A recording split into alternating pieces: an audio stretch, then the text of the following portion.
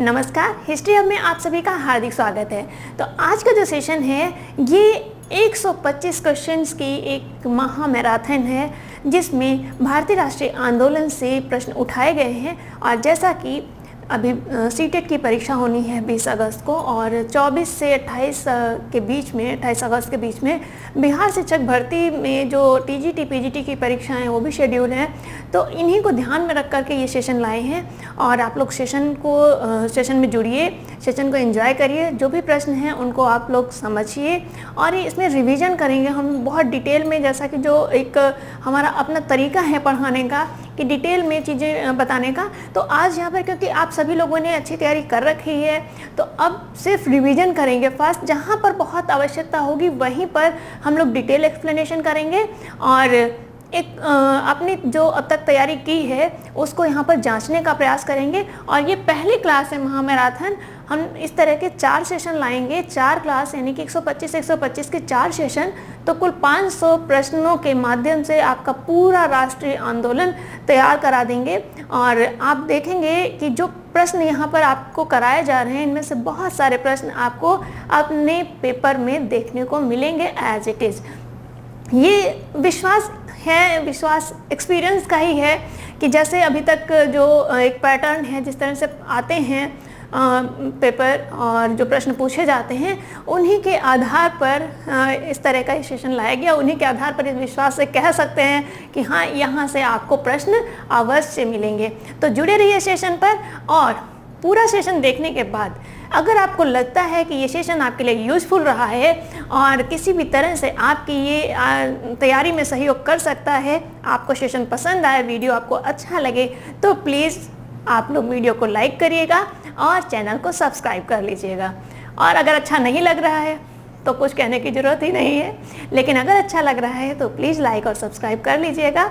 चलिए चलते हैं आज के सेशन पे, देखते हैं महत्वपूर्ण प्रश्नों को। तो पहला प्रश्न है,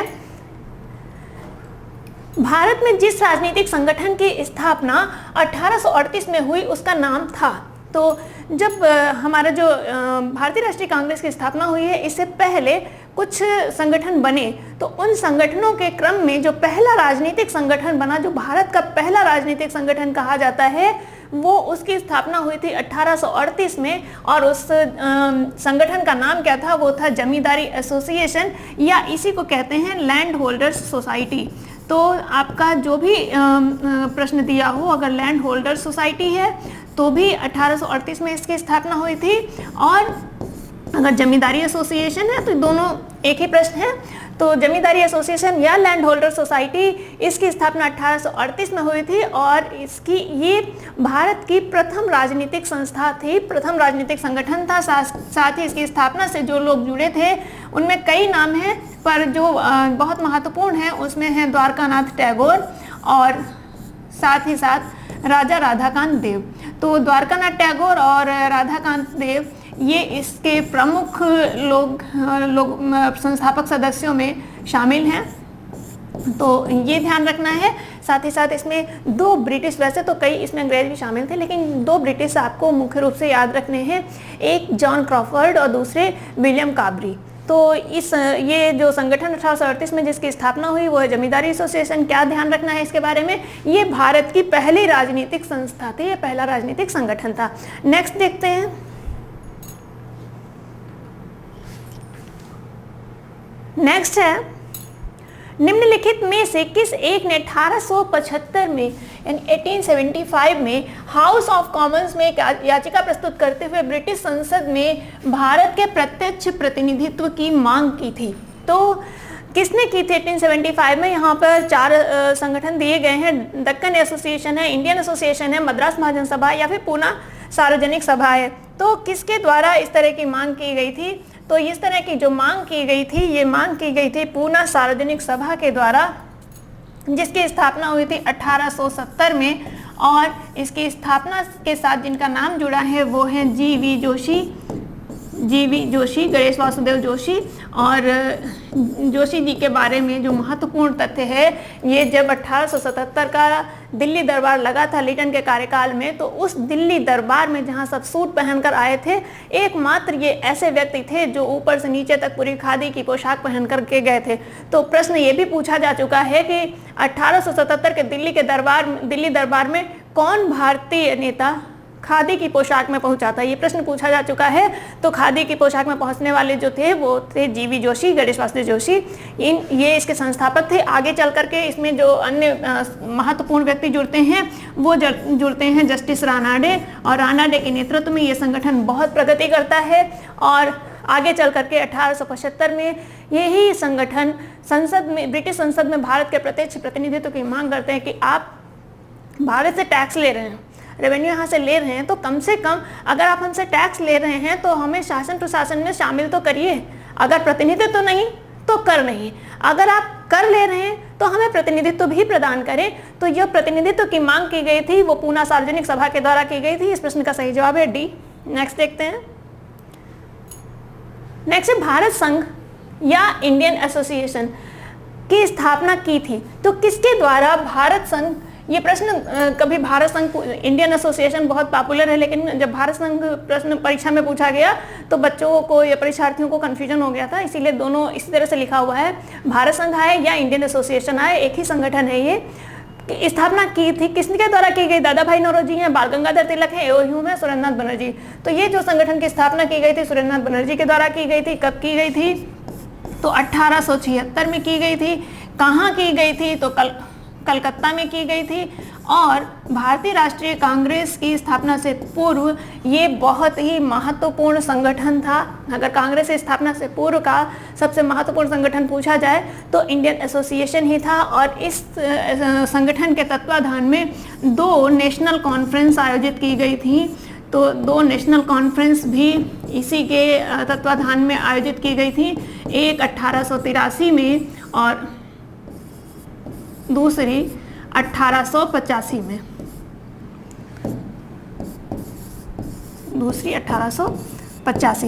तो 2 नेशनल कॉन्फ्रेंस आयोजित की गई थी इसी संगठन के द्वारा। तो इस प्रश्न का सही जवाब है सुरेंद्रनाथ बनर्जी। नेक्स्ट क्वेश्चन देखते हैं। राष्ट्रीय कांग्रेस की स्थापना से पूर्व सबसे महत्वपूर्ण संस्था थी। अभी आपसे चर्चा की गई है कि जो राष्ट्रीय कांग्रेस की स्थापना से पूर्व सबसे महत्वपूर्ण संस्था थी वो थी इंडियन एसोसिएशन ऑफ कलकत्ता। ये चूंकि कलकत्ता में स्थापना हुई थी इसलिए इसका नाम इस तरह से भी प्रश्न में दिया रहता है, Indian association of Calcutta. Indian association है तो भी वही संस्था, इंडियन एसोसिएशन ऑफ कलकत्ता है तो भी वही संस्था है।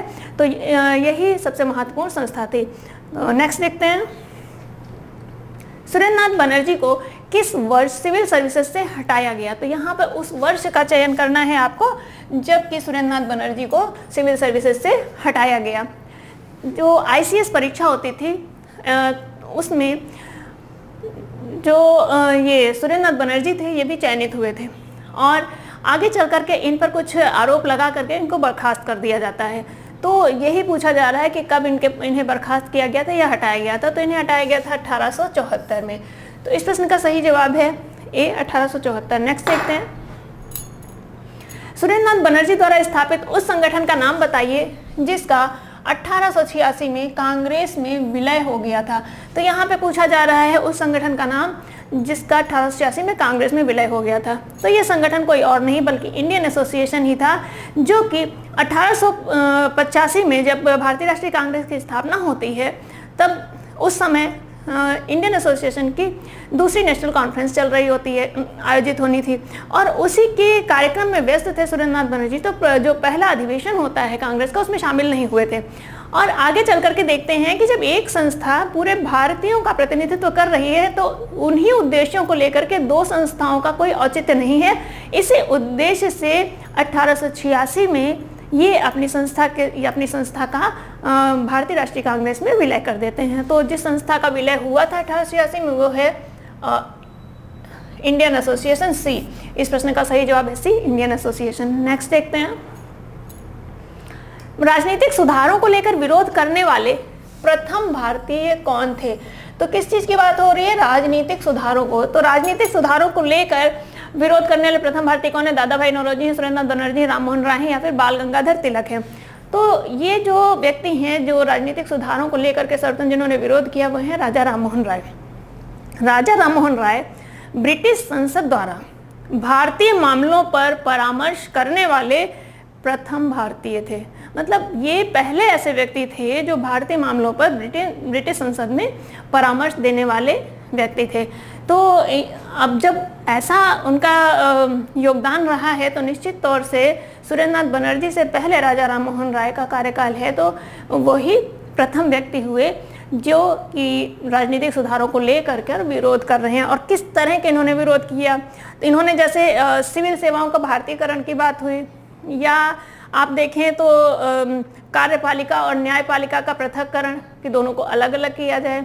तीसरा जो था, इन्होंने एक समान ज्यूरी की मांग की थी कि ये क्या तरीका है कि आप जो ब्रिटिश हैं उनके लिए अलग ज्यूरी, जो इंडियंस हैं उनके लिए अलग ज्यूरी, तो समान ज्यूरी होना चाहिए। तो समान ज्यूरी सिस्टम की भी बात इन्होंने ही की थी। तो ये सारे राजनीतिक सुधारों की जो मांग की थी सर्वप्रथम वो की थी राजा राम मोहन राय ने। हालांकि कुछ पुस्तकों में इसका जो उत्तर है वो सुरेंद्रनाथ बनर्जी माना गया है, लेकिन इसका सही जवाब है राजा राम मोहन राय। नेक्स्ट देखते हैं, निम्नलिखित को उनके संगठन के आधार पर क्रमवार सजाइए। संगठन के आधार पर क्रमवार सजाइए का मतलब ये है कि जब उनकी स्थापना हुई, यानी स्थापना की डेट के आधार पर उनको सजाना है। तो इनकी जब हम डेट लिखेंगे तभी हमको मालूम हो पाएगा कि क्या इनका क्रम होगा।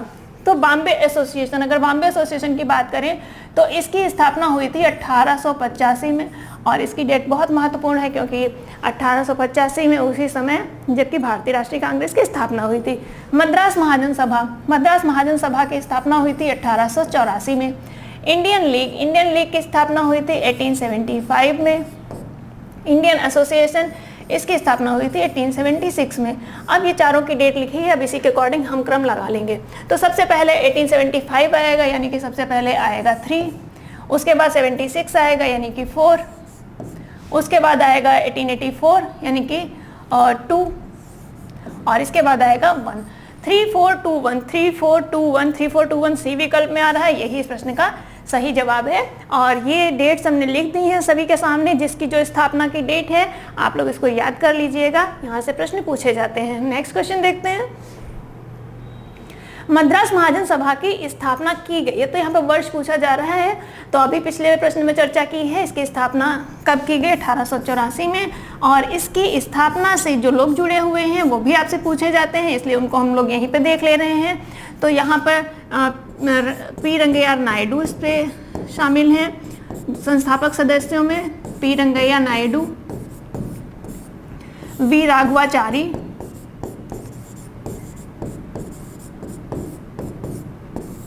और पी आनंद चार्लू। तो ये 3 लोग हैं जो कि इस संस्था के संस्थापक सदस्य हैं।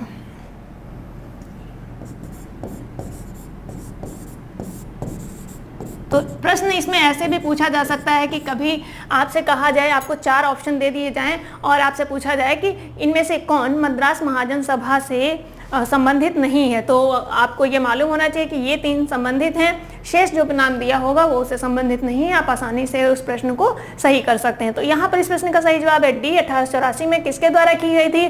पी रंगैया नायडू, वी राघवाचारी और पी आनंद चार्लू के द्वारा। नेक्स्ट क्वेश्चन देखते हैं, बम्बई प्रेसिडेंसी एसोसिएशन की स्थापना से कौन संबद्ध नहीं है? तो अब देख लीजिए, यहाँ पर ये पूछा जा रहा है कि बम्बई प्रेसिडेंसी एसोसिएशन और इसकी स्थापना कब हुई थी? 1885 में हुई थी। और पूछा जा रहा है कि कौन संबद्ध नहीं है? फिरोज शाह मेहता है, केटी तेलंग है, बदरुद्दीन तैयब जी हैं, या फिर पी आनंद चार्लू हैं। तो देखिए, फिरोज शाह मेहता, केटी तेलंग और बदरुद्दीन तैयब जी, ये तीनों ही इससे संबंधित हैं।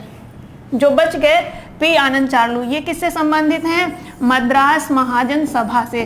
तो इस प्रश्न का सही जवाब हो जाएगा डी, पी आनंद चार्लू बम्बई प्रेसिडेंसी एसोसिएशन से संबंधित नहीं है, बल्कि ये जिस संगठन के साथ संबंधित है वो है मद्रास महाजन सभा। तो इस प्रश्न का सही जवाब है डी। नेक्स्ट देखते हैं, नेक्स्ट है, निम्नलिखित पर विचार कीजिए। पहला एक कथन दिया है, भारतीय प्रश्नों पर विवेचना के लिए दादा भाई नौरोजी ने 1866 में लंदन में लंदन में ईस्ट इंडिया एसोसिएशन का गठन किया। कारण दिया है वह ब्रिटिश जनमानस को प्रभावित करना चाहते थे। अब इन्हीं पर आधारित आपको 4 विकल्प दिए गए हैं।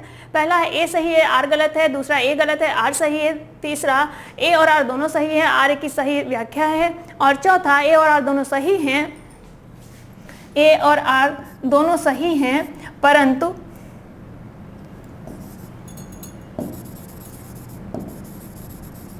दोनों सही है परंतु आर ए की सही व्याख्या नहीं है। तो इसमें से क्या सही होगा, तो देख लेते हैं हम लोग। भारतीय प्रश्नों पर विवेचना के लिए दादा भाई नौरोजी ने 1866 में लंदन में ईस्ट इंडिया एसोसिएशन की स्थापना की थी। बिल्कुल की थी, ये कथन बिल्कुल सही है।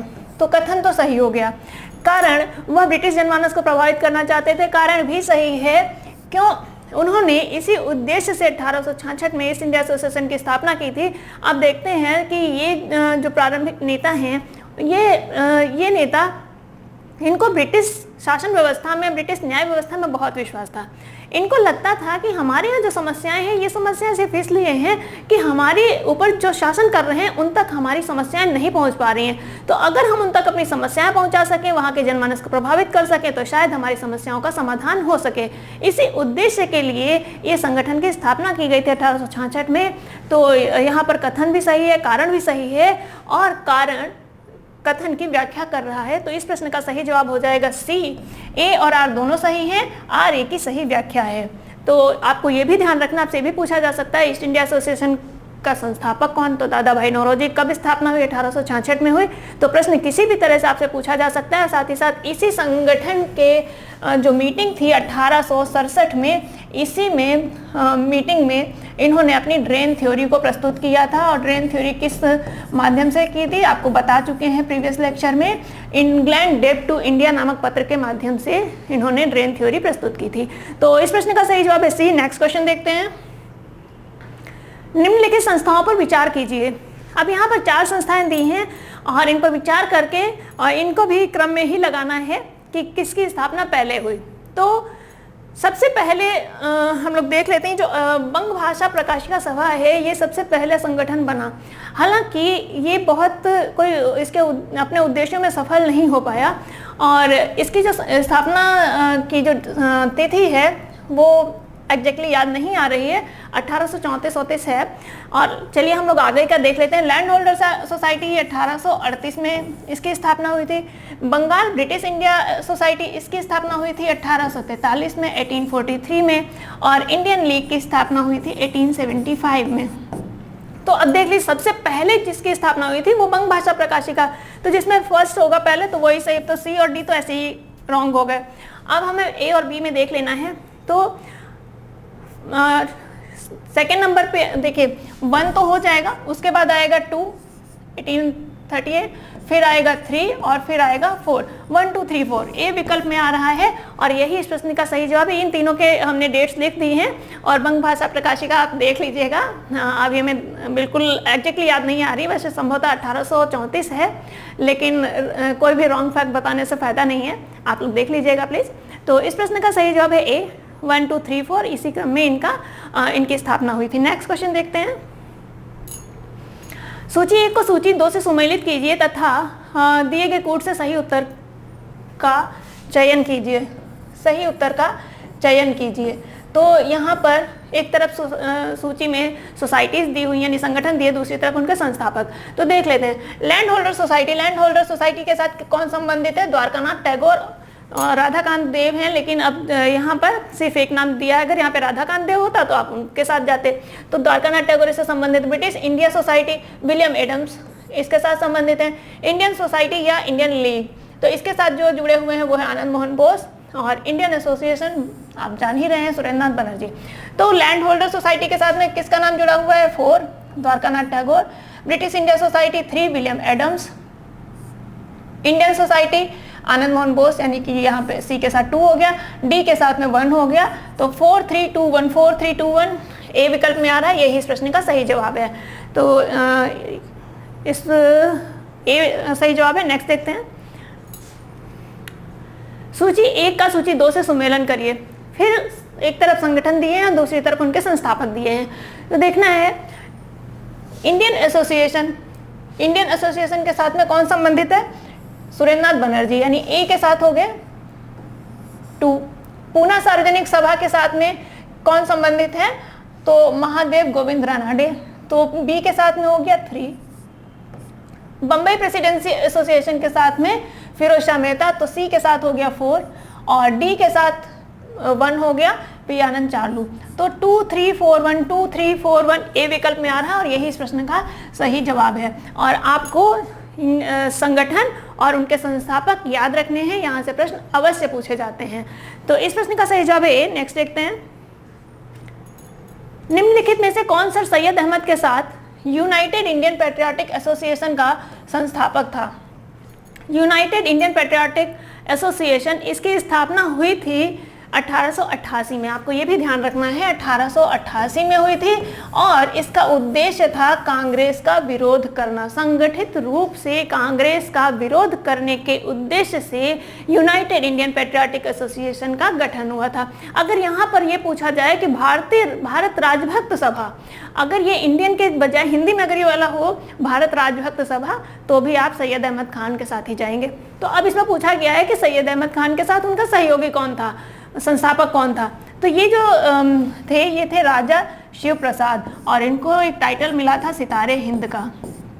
तो राजा शिव प्रसाद सितारे हिंद ये इनके साथ संस्थापक के तौर पर जुड़े थे। तो इस प्रश्न का सही जवाब है सी। नेक्स्ट देखते हैं, एशियाटिक सोसाइटी ऑफ बंगाल की स्थापना किसने की थी? अब यहाँ पर पूछा जा रहा है एशियाटिक सोसाइटी ऑफ बंगाल। पहले तो हमें ये समझ लेना चाहिए कि एशियाटिक सोसाइटी ऑफ बंगाल की स्थापना का उद्देश्य क्या था, किस उद्देश्य के साथ हुई थी। तो इसका उद्देश्य था इस सोसाइटी का जो हमारे जो भी भारतीय ग्रंथ हैं उन ग्रंथों का अनुवाद करना, ताकि हम जो भारत में जो भी चीज़ें चल रही हैं, जो भी न्याय विधान है, जो भी धार्मिक रीति रिवाज हैं, हम उन सबसे परिचित हो सकें। क्योंकि अगर लंबे समय तक भारत पर शासन करना है तो हमें भारतीयों के बारे में जानना बहुत ही आवश्यक है। तो ये एक अनुवाद किया जा सके उनको, तो उसी उद्देश्य से इस सोसाइटी की स्थापना हुई थी और इसकी स्थापना की थी विलियम जोन्स ने। तो इस प्रश्न का सही जवाब है बी, विलियम जोन्स ने। और अगर यहाँ पर विलियम जोन्स का नाम ना दिया हो, गवर्नर जनरल के नाम से पूछा जाए कि किसके कार्यकाल में हुआ, तो उस समय गवर्नर जनरल थे वॉरेन हेस्टिंग। वॉरेन हेस्टिंग के काल में ही एशियाटिक सोसाइटी ऑफ बंगाल की स्थापना हुई थी। नेक्स्ट देखते हैं, ब्रिटिश इंडियन एसोसिएशन के प्रथम अध्यक्ष कौन थे?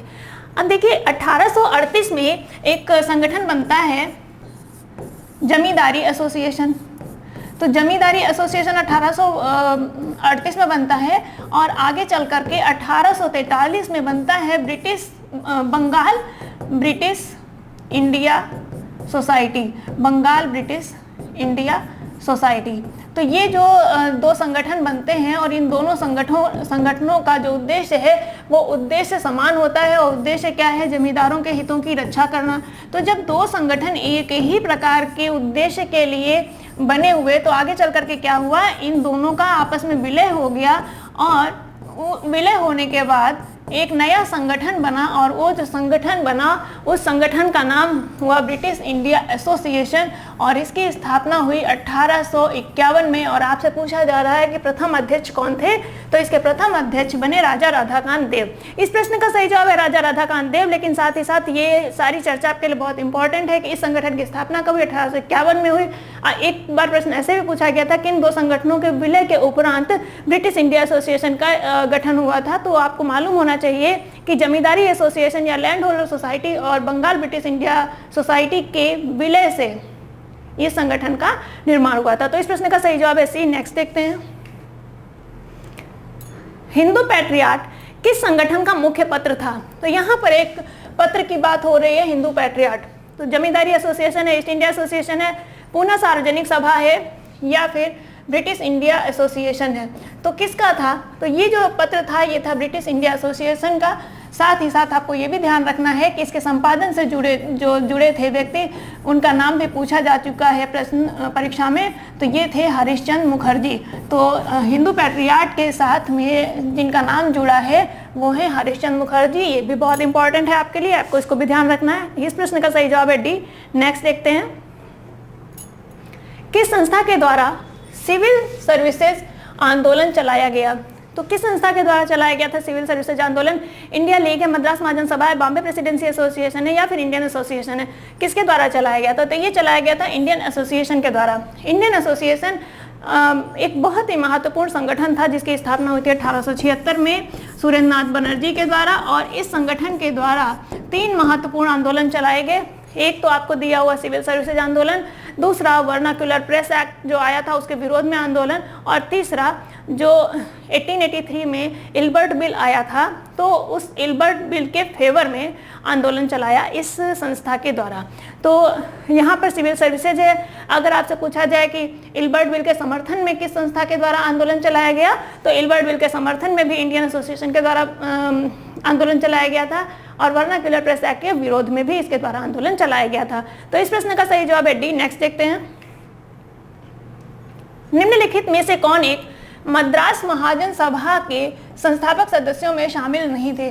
पहले ही चर्चा हो चुकी है इस प्रश्न पर कि इस तरह के प्रश्न परीक्षा में पूछे जाते हैं, और ये परीक्षा में पूछा गया प्रश्न ही है। तो इसमें जो शामिल नहीं थे, आप देख लीजिए कि नायडू भी शामिल थे, राघवाचार्य भी शामिल थे, चार्लू भी शामिल थे। जो नहीं शामिल थे वो थे केटी तैलंग, और केटी तैलंग किससे संबंधित हैं? ये बम्बई प्रेसिडेंसी एसोसिएशन से संबंधित हैं, ना कि मद्रास महाजन सभा से। तो यहाँ पे जो शामिल नहीं है वो है केटी तैलंग, शेष तीनों ये जो हैं ये मद्रास महाजन सभा से संबंधित हैं। इस प्रश्न का सही जवाब है डी। नेक्स्ट देखते हैं, भारतीय राष्ट्रीय कांग्रेस की स्थापना कब हुई? बहुत ही आसान क्वेश्चन है, तो इस पर कोई चर्चा करनी नहीं, वर्ष 1885 में हुई। नेक्स्ट देखते हैं, भारतीय राष्ट्रीय कांग्रेस के प्रथम अधिवेशन में कितने प्रतिनिधियों ने भाग लिया था? तो 72 प्रतिनिधियों ने भाग लिया था, और ये जो 72 प्रतिनिधि थे इनमें सर्वाधिक जो संख्या थी वो सर्वाधिक संख्या थी बम्बई से, और संयुक्त प्रांत से 7 थी। आपको ये दोनों ही याद रखने हैं। इस प्रश्न का सही जवाब है सी, 72। नेक्स्ट, भारतीय राष्ट्रीय कांग्रेस का प्रथम अधिवेशन कहाँ हुआ था? तो जो पहला अधिवेशन हुआ था वो हुआ था मुंबई में। भारतीय राष्ट्रीय कांग्रेस का प्रथम अधिवेशन हुआ था मुंबई में, कब? 1885 में। तो इस प्रश्न का सही जवाब है सी। नेक्स्ट देखते हैं, भारतीय राष्ट्रीय कांग्रेस के पहले अध्यक्ष कौन थे?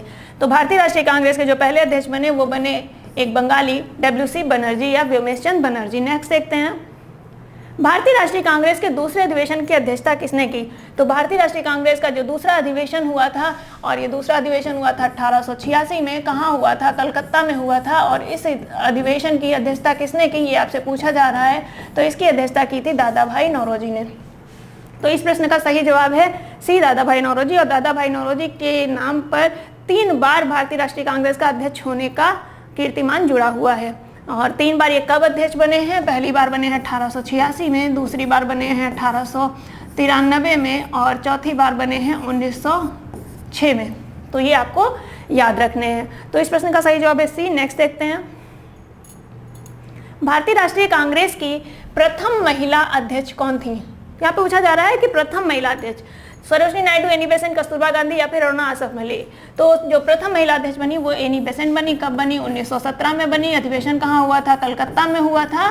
तो प्रथम महिला अध्यक्ष बनने वाली जो महिला है वो है एनी बेसेंट। नेक्स्ट देखते हैं, निम्नलिखित में से कौन भारतीय राष्ट्रीय कांग्रेस का अध्यक्ष कभी नहीं चुना गया?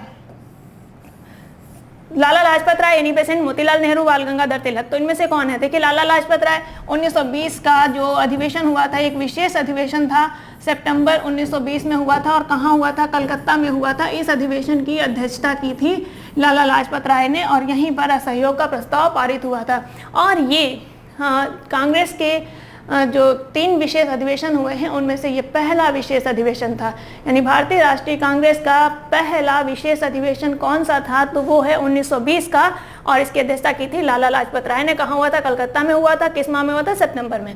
नेक्स्ट, एनी बेसेंट आप जानते हैं कि 1917 में ये कांग्रेस के अध्यक्ष बनी थी, और भारतीय राष्ट्रीय कांग्रेस की अध्यक्ष बनने वाली ये प्रथम महिला थी। मोतीलाल नेहरू 1919, ये अमृतसर का अधिवेशन हुआ था, तो अमृतसर अधिवेशन की अध्यक्षता इन्होंने की थी। बाल गंगाधर तिलक बच गए। बाल गंगाधर तिलक ही कभी भी भारतीय राष्ट्रीय कांग्रेस के अध्यक्ष नहीं बने। तो इस प्रश्न का सही जवाब है डी, बाल गंगाधर तिलक। नेक्स्ट देखते हैं, निम्नलिखित में से कौन एक भारतीय राष्ट्रीय कांग्रेस से कभी संबंध नहीं रहे?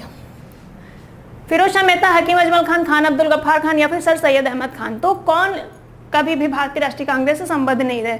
तो जो भारतीय राष्ट्रीय कांग्रेस से संबद्ध नहीं रहे वो सर सैयद अहमद खान है।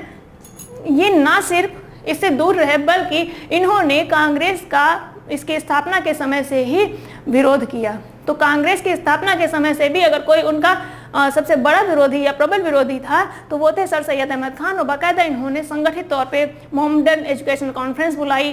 साथ ही साथ 1888 में इन्होंने एक संगठन बनाया, यूनाइटेड इंडियन पैट्रियोटिक एसोसिएशन, ताकि वो संगठित रूप से कांग्रेस का विरोध कर सकें। तो जो नहीं संबंधित थे वो थे सर सैयद अहमद खान। नेक्स्ट देखते हैं।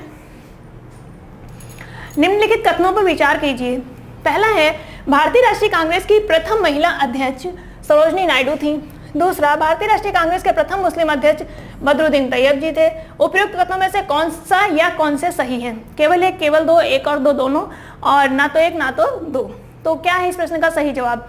देखिए, भारतीय राष्ट्रीय कांग्रेस की प्रथम महिला अध्यक्ष सरोजनी नायडू नहीं बनी थी, तो पहला कथन आपका गलत हो गया। कौन बनी थी? ये बनी थी एनी बेसेंट। और कब बनी थी? 1917 में। सरोजनी नायडू भी भारतीय राष्ट्रीय कांग्रेस के अध्यक्ष बनी है।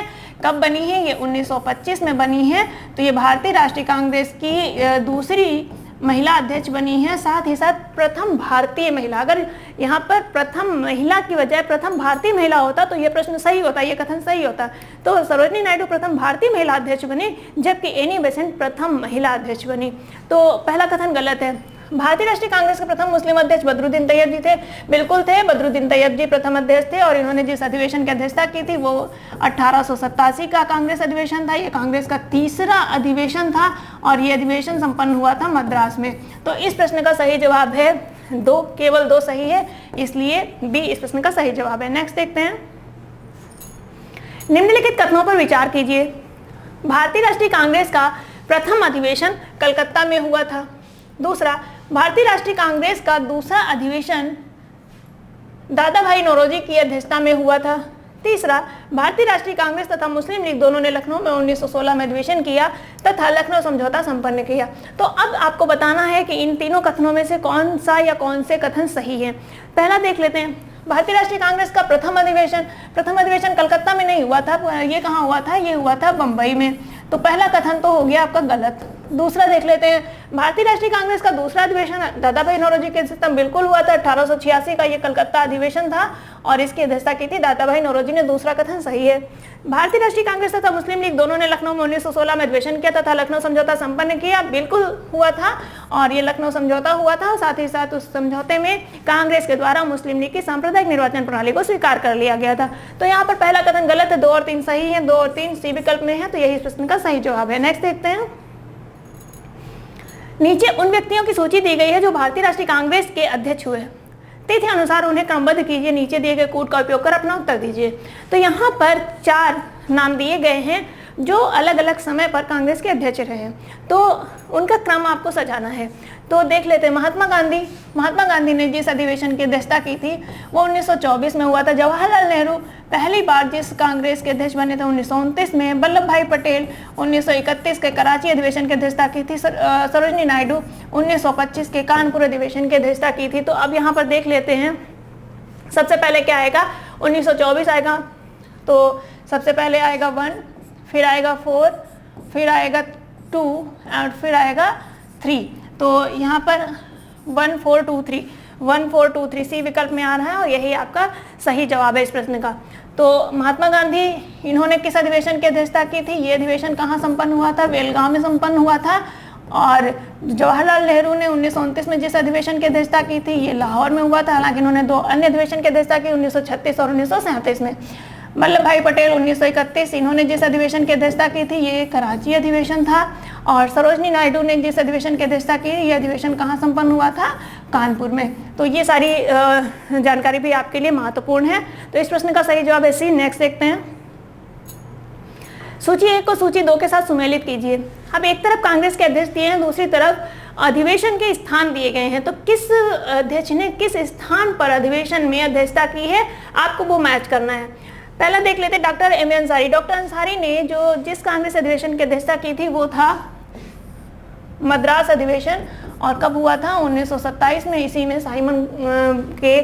साइमन कमीशन के बहिष्कार का बहिष्कार करने का निर्णय लिया गया था।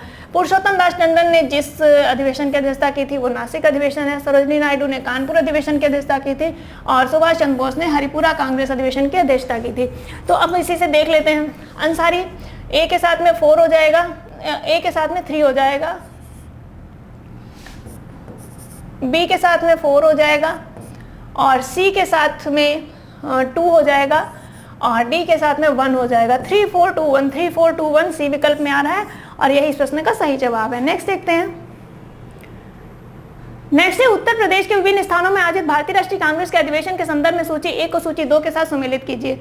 अब यहाँ पर क्या कहा जा रहा है कि जो उत्तर प्रदेश के स्थान है वहाँ पर किस वर्ष और किस स्थान पर अधिवेशन हुए उनको आपको मैच करना।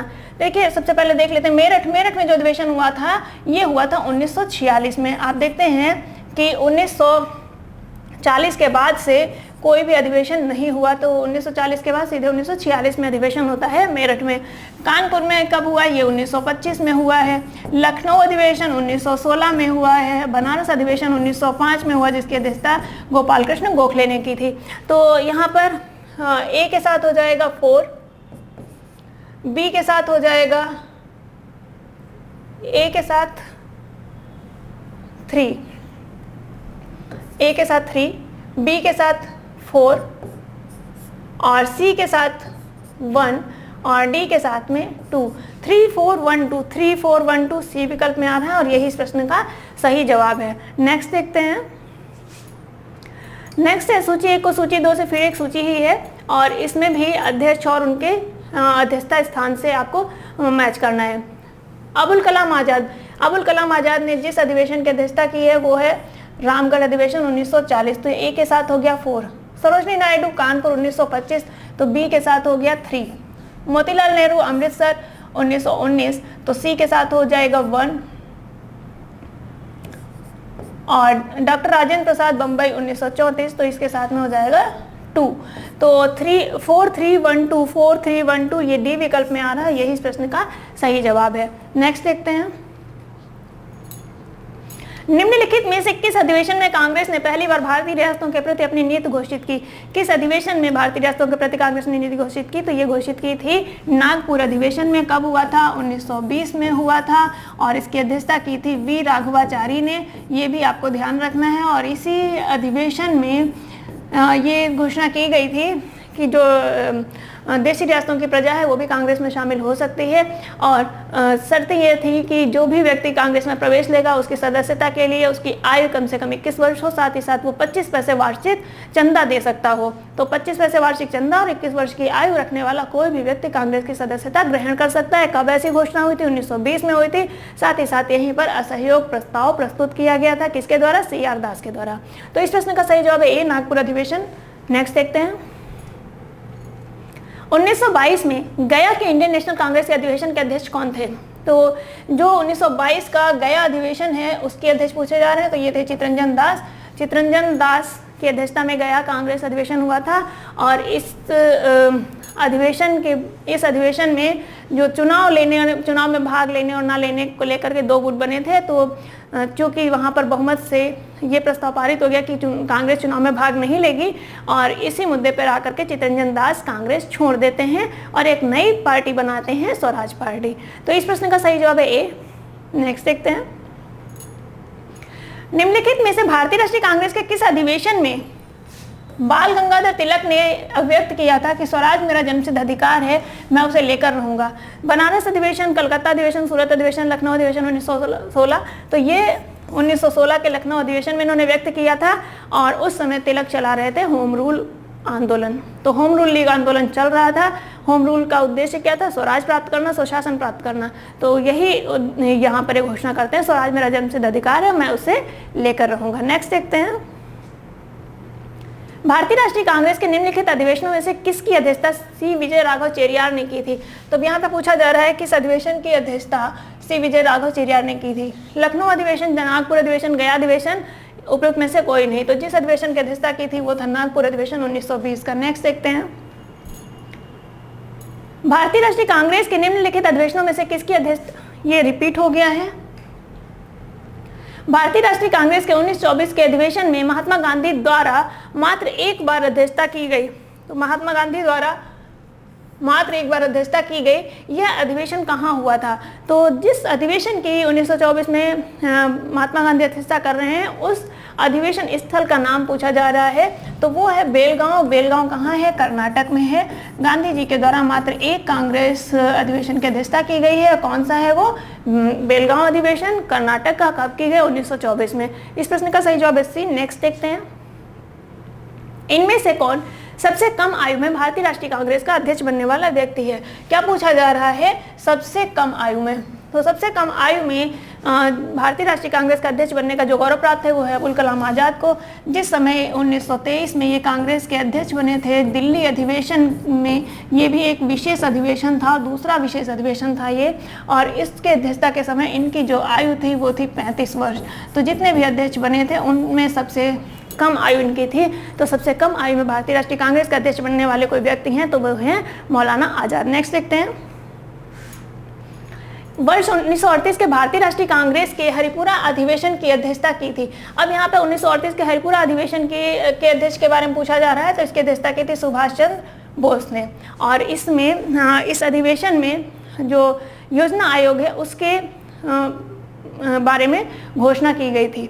तो यहाँ पर इस प्रश्न का सही जवाब है डी। नेक्स्ट देखते हैं, निम्नलिखित में से किस भारतीय राष्ट्रीय कांग्रेस के अधिवेशन में जवाहरलाल नेहरू ने समाजवाद को भारतीय समस्याओं को हल करने की कुंजी बताया? तो किस अधिवेशन में जवाहरलाल नेहरू ने सोशलिज्म को या समाजवाद को भारतीय समस्याओं को हल करने की कुंजी बताया? तो ये बताया है लखनऊ अधिवेशन में, और ये 1936 में हुआ था। तो इस प्रश्न का सही जवाब है बी, लखनऊ। नेक्स्ट देखते हैं, जब भारत स्वतंत्र हुआ उस समय कांग्रेस के अध्यक्ष कौन थे? तो भारत की स्वतंत्रता के समय कांग्रेस के अध्यक्ष पूछे जा रहे हैं, तो ये कांग्रेस के अध्यक्ष थे जेबी कृपलानी। जेबी कृपलानी आप देखते हैं 1946 का जो मेरठ अधिवेशन होता है इसमें ये अध्यक्ष चुने जाते हैं, जबकि 1940 से 1946 तक कांग्रेस के अध्यक्ष कौन थे? मौलाना आज़ाद थे। और 1946 के मेरठ अधिवेशन में जेबी कृपलानी अध्यक्ष बनते हैं और देश की स्वतंत्रता के समय तक ये अध्यक्ष रहते हैं। तो इसमें यहाँ पे पूछा जा रहा है जब देश स्वतंत्र हुआ उस समय कौन थे? तो जेबी कृपलानी। नेक्स्ट देखते हैं हम लोग, निम्नलिखित में से कौन लगातार 6 वर्ष तक भारतीय राष्ट्रीय कांग्रेस का अध्यक्ष रहा? लगातार 6 वर्ष तक भारतीय राष्ट्रीय कांग्रेस का अध्यक्ष रहा, तो कौन है?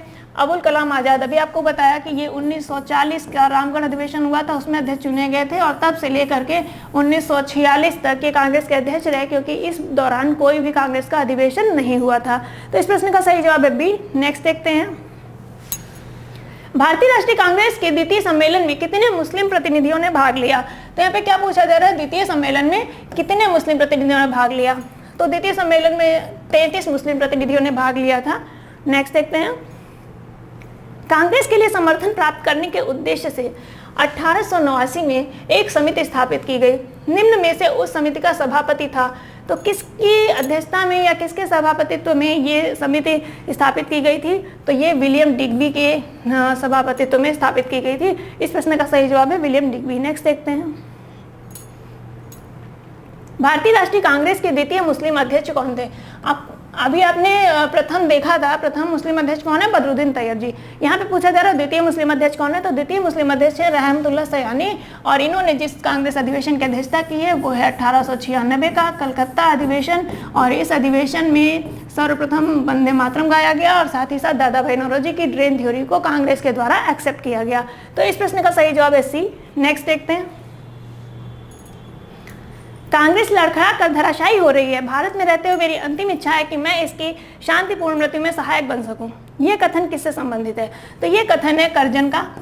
कर्जन ने ही इसके बारे में एक कथन दिया है, और ये कथन एज इट इज कई परीक्षाओं में पूछा जा चुका है, आपको ये ध्यान रखना है। नेक्स्ट देखते हैं, किसने कांग्रेस के अधिवेशनों को शिक्षित भारतीयों का मेला कहा है? तो शिक्षित भारतीयों का मेला कहने वाले जो हमारे नेता हैं वो एक गर्मपंथी नेता है लाला लाजपत राय। उन्होंने ही कांग्रेस अधिवेशनों को शिक्षित भारतीयों का मेला कहा है। नेक्स्ट देखते हैं, कांग्रेस लीग समझौता किसकी मध्यस्थता से हुआ था? तो कांग्रेस और मुस्लिम लीग के बीच जो 1916 में समझौता हुआ था वो किसकी मध्यस्थता के कारण हुआ था? तो वो हुआ था तिलक की मध्यस्थता के कारण। तो यहाँ पर सही जवाब है बी, तिलक। नेक्स्ट देखते हैं, निम्नलिखित में से किसने ह्यूम की जीवनी लिखी? तो यहाँ पर ह्यूम का जीवनी का पूछा जा रहा है, तो ह्यूम की जीवनी किसने लिखी? तो ह्यूम की जीवनी लिखी है विलियम वेडरबर्न ने। William Wedderburn. और ये जो जीवनी है ये कब प्रकाशित हुई थी? ये 1913 में प्रकाशित हुई थी। इसका प्रकाशन वर्ष भी पूछा जा चुका है परीक्षा में, आपको ये भी ध्यान रखना है कब प्रकाशित हुई थी, 1913 में। नेक्स्ट देखते हैं, कांग्रेस के किस अधिवेशन में वंदे मातरम का विरोध किया गया? तो यहाँ पे पूछा जा रहा है वंदे मातरम का विरोध। अभी प्रीवियस क्वेश्चन में डिस्कस किया था कि सर्वप्रथम वंदे मातरम कब गाया गया, तो 1896 में, 1896 में गाया गया। अब यहाँ पे पूछा जा रहा है कब विरोध किया गया, तो विरोध किया गया था 1923 के काकीनाडा अधिवेशन में। काकीनाडा भी आपको ध्यान रखना है, ये कहाँ है? आंध्र प्रदेश में। नेक्स्ट देखते हैं, भारत छोड़ो आंदोलन के समय भारतीय राष्ट्रीय कांग्रेस का अध्यक्ष कौन था? तो जैसा कि आपको मालूम है कि 1940 से 1946 तक भारतीय राष्ट्रीय कांग्रेस के अध्यक्ष कौन थे? मौलाना आजाद। और भारत छोड़ो आंदोलन कब हो रहा? 1942 में। तो इस बीच में कौन अध्यक्ष रहेगा? मौलाना आजाद ही रहेंगे। तो इस प्रश्न का सही जवाब है ए, मौलाना आजाद। नेक्स्ट देखते हैं, निम्न में से कौन सा एक अधिवेशन अन्य तीन से भिन्न है? अब यहाँ पर 4 अधिवेशन दिए गए हैं, आपको बताना है इनमें से कौन सा एक अन्य तीन से भिन्न है। तो किस संदर्भ में भिन्न है देख लेते हैं। ठीक है, 1917 का अधिवेशन जो है ये कलकत्ता में हुआ था, इसकी अध्यक्षता की थी एनी बेसेंट ने। 1923 का अधिवेशन, ये इसमें 2 अधिवेशन हुए थे और एक की अध्यक्षता की थी मौलाना आज़ाद ने और दूसरे की अध्यक्षता की थी मौलाना मोहम्मद अली ने, जो कि काकीनाडा में हुआ था। तो मौलाना मोहम्मद अली ने दूसरे अधिवेशन की अध्यक्षता की थी। और 1925 का अधिवेशन हुआ था, इसकी अध्यक्षता की थी सरोजनी नायडू ने। और 1933 का अधिवेशन हुआ था, इसकी अध्यक्षता की थी नेली सेन गुप्ता ने। तो नेली सेन गुप्ता ने इसकी अध्यक्षता की थी। अब आप देख लीजिए कि कौन सा एक भिन्न है। 1933 में महिला है, 1925 में महिला है, 1917 में एक महिला अध्यक्षता कर रही है, जबकि 1933 में 2 अधिवेशन हुए और दोनों की अध्यक्षता की पुरुष ने। तो यहाँ पर जो अलग है इन सब तीनों में भिन्न है वो 1923 का अधिवेशन है, जिसकी अध्यक्षता पुरुष के द्वारा की गई है। अब शेष जो 3 अधिवेशन दिए हैं उनकी अध्यक्षता महिलाओं के द्वारा की गई है। और महिलाओं की अध्यक्षता से संबंधित आपको ध्यान रखना है कि पहली महिला अध्यक्ष, दूसरी महिला अध्यक्ष और तीसरी महिला अध्यक्ष। अगर पूछा जाए प्रथम भारतीय महिला अध्यक्ष तो सरोजनी नायडू हो जाएंगी। तो इस प्रश्न का सही जवाब है बी। नेक्स्ट देखते हैं, जिस दिन पूरा देश प्रेम, सद्भाव और सम्मान इन 3 बंधनों से आपस में जुड़ जाएगा उस दिन भारत की महानता पहचान ली जाएगी। यह कथन किससे संबंधित है? तो ये जो कथन है ये संबंधित है सुरेंद्र नाथ बनर्जी से। और सुरेंद्र नाथ बनर्जी ने कथन कहाँ दिया है? अपनी पुस्तक अ नेशन इन मेकिंग में। अ नेशन इन मेकिंग, ये इनकी पुस्तक है। इसी पुस्तक में इन्होंने ये स्टेटमेंट दिया है, अ नेशन इन मेकिंग में। तो इस प्रश्न का सही जवाब है बी। नेक्स्ट देखते हैं, हमारा परिश्रम किसी भी प्रकार से सफल नहीं होगा यदि हम वर्ष में एक बार मेढक की भांति टर टर करते रहेंगे। ये कथन किससे संबंधित है? तो ये जो कथन है ये कथन है तिलक से संबंधित। तिलक ही कहते हैं कि अगर ये किस संदर्भ में कह रहे हैं, ये जो भारतीय राष्ट्रीय कांग्रेस के जो अधिवेशन होते थे, जो प्रारंभिक नेता थे कि एक बार वर्ष में मिलते थे और फिर अपने अपने काम धंधे पर चले जाते थे, तो उन्हीं के संदर्भ में ये कथन कह रहे हैं कि हमारा परिश्रम किसी प्रकार से सफल नहीं होगा यदि हम बरसाती मेढकों की भांति वर्ष में एक बार टर टर करेंगे। इस प्रश्न का सही जवाब है ए। नेक्स्ट देखते हैं, किसने कांग्रेस के अधिवेशनों को चापलूसों का सम्मेलन कहा है? तो जो कांग्रेस के अधिवेशनों को चापलूसों का सम्मेलन कहा है वो भी कहा है बाल गंगाधर तिलक ने। तो इस प्रश्न का सही जवाब है सी। नेक्स्ट देखते हैं, स्वराज भारत के राजनीतिक प्रयासों का लक्ष्य था, ये दादा भाई नौरोजी द्वारा घोषित किया गया। तो यहाँ पे आपको बताना है किस वर्ष घोषित किया गया। तो ये घोषित किया गया कलकत्ता का जो कांग्रेस अधिवेशन था 1906 में हुआ था, उसी में ये घोषित किया गया था। तो इस प्रश्न का सही जवाब है बी, 1906 कलकत्ता सत्र। नेक्स्ट, भारतीय राष्ट्रीय कांग्रेस का आधिकारिक इतिहास लेखक कौन था? तो आधिकारिक इतिहास लेखक मतलब ऑफिशियल जिसने भारतीय राष्ट्रीय कांग्रेस का इतिहास लिखा है तो वो कौन है? तो वो है पट्टाभी सीतारमैया। तो पट्टाभी सीतारमैया ही सरकारी इतिहासकार हैं भारतीय राष्ट्रीय कांग्रेस के। तो ये प्रश्न ऐसे भी पूछा जा चुका है कि भारतीय राष्ट्रीय कांग्रेस का सरकारी इतिहासकार कौन है? तो कौन है? पट्टाभी सीतारमैया। नेक्स्ट देखते हैं, महात्मा गांधी के संबंध में निम्नलिखित कथनों में से कौन से सही है? पहला, 1920 ईस्वी में उन्होंने असहयोग आंदोलन प्रारंभ किया। दूसरा, उन्होंने ग्राम उद्योग संघ प्रारंभ किया। तो अब ये बताना है कि इनमें से कौन सा कथन सही है? दोनों सही या फिर दोनों गलत हैं? तो 1920 में असहयोग आंदोलन शुरू किया, बिल्कुल शुरू किया था, सही है।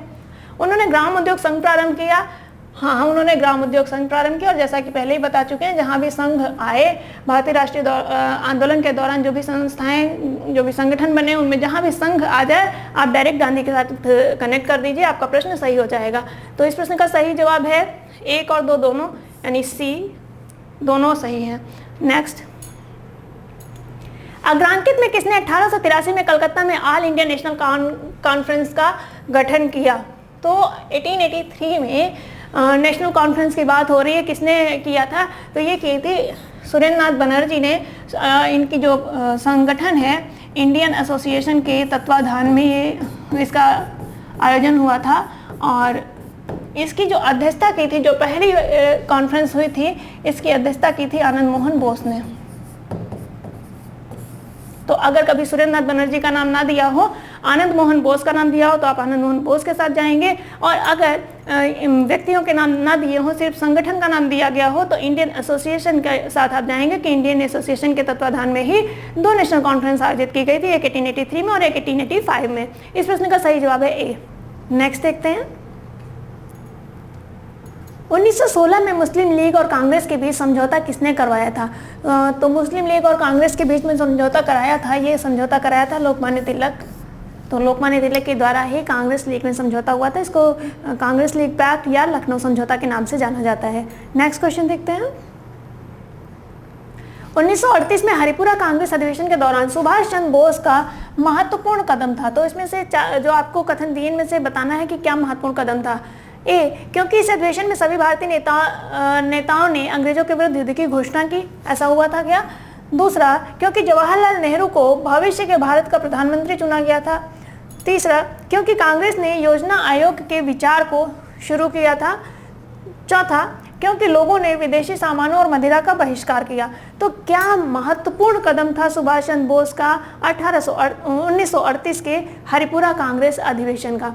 तो जो सबसे महत्वपूर्ण कदम था वो था कांग्रेस ने योजना आयोग के विचार को शुरू किया था और यही इस अधिवेशन की सबसे महत्वपूर्ण विशेषता है। तो नेक्स्ट देखते हैं,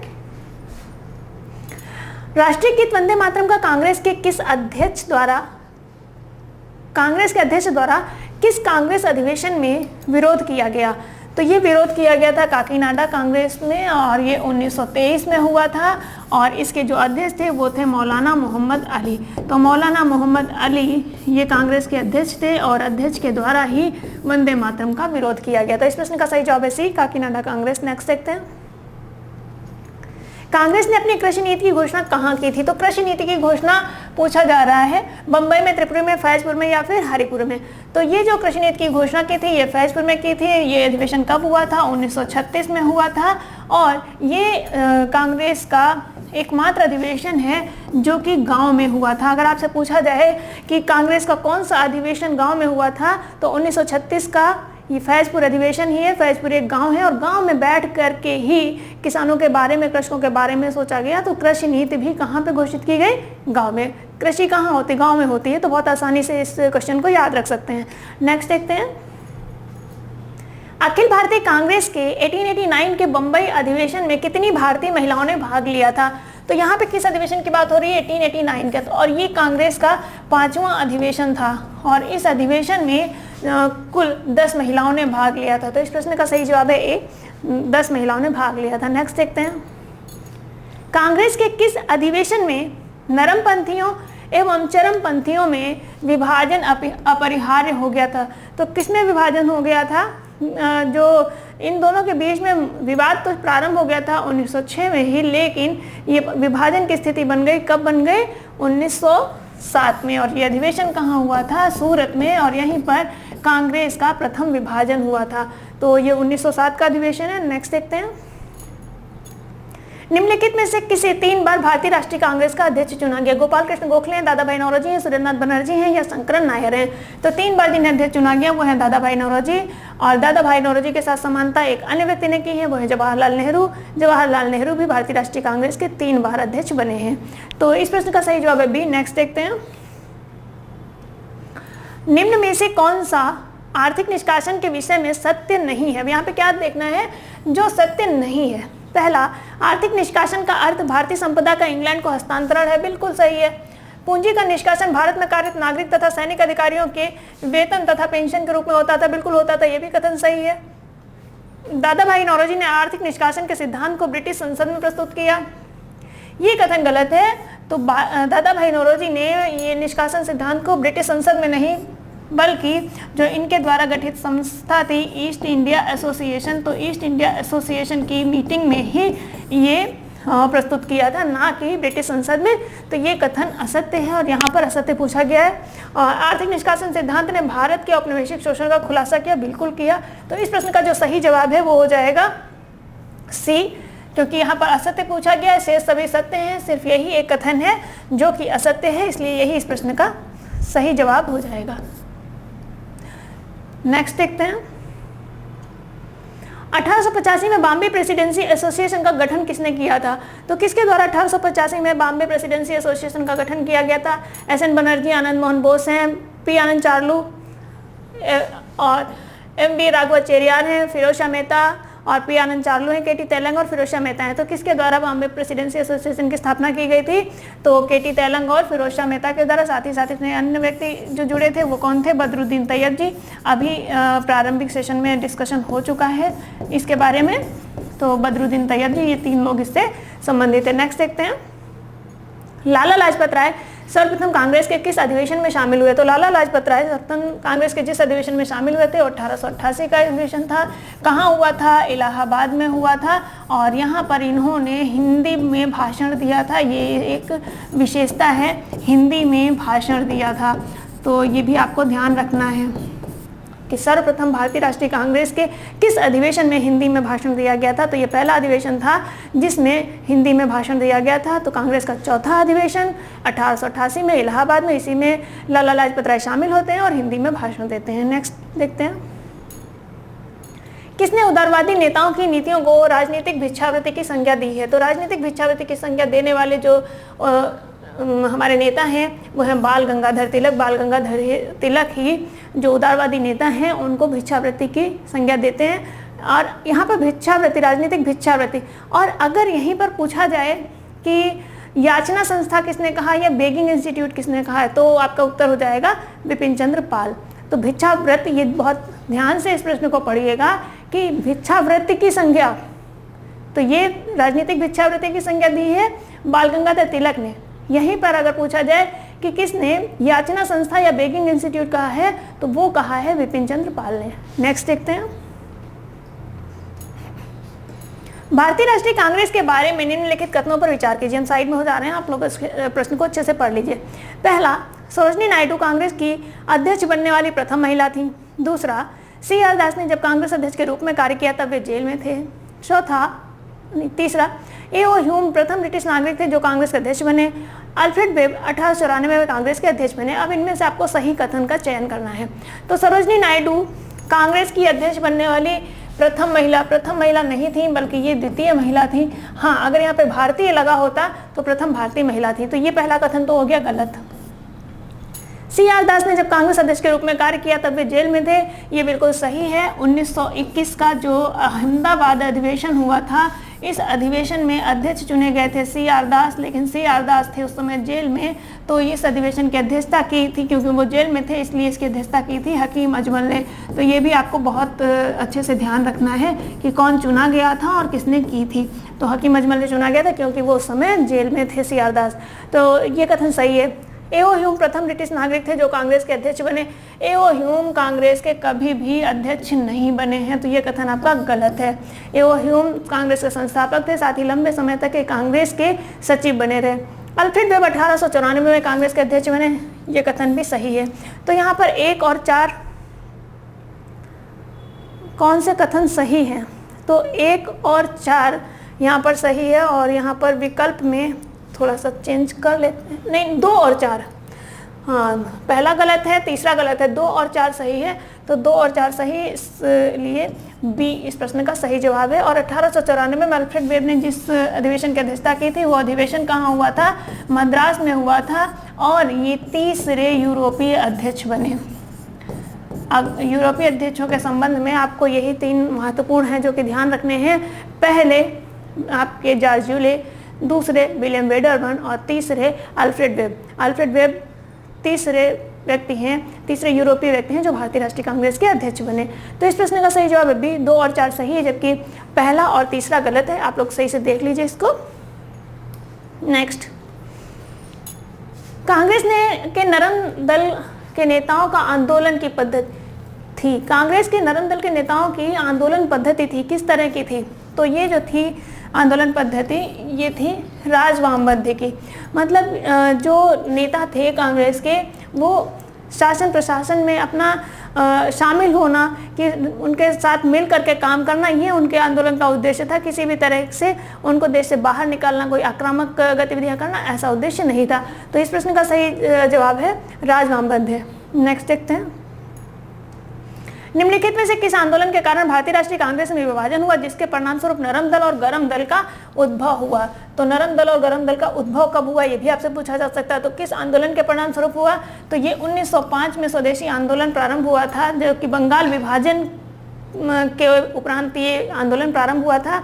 और स्वदेशी आंदोलन को पूरे देश में फैलाया जाए या फिर बंगाल तक सीमित रखा जाए, इस बात पर नरम दल और गरम दल में विभाजन हो गया। गरम दल का मानना था कि ये आंदोलन है, ये पूरे देश में फैलना चाहिए, क्योंकि आज बंगाल का विभाजन किया है, कल किसी अन्य राज्य का कर सकते हैं। तो इस जो आंदोलन है, आंदोलन के विस्तार को लेकर के ही ये 2 दल बन गए थे, एक नरम दल और एक गरम दल। तो किस आंदोलन के दौरान ये दोनों दलों का उद्भव हो रहा है? ये स्वदेशी आंदोलन के दौरान हो रहा है। नेक्स्ट देखते हैं, अधिकतर नरमपंथी नेता थे ग्रामीण क्षेत्र से, शहरी क्षेत्र से, दोनों से, केवल बंगाल से?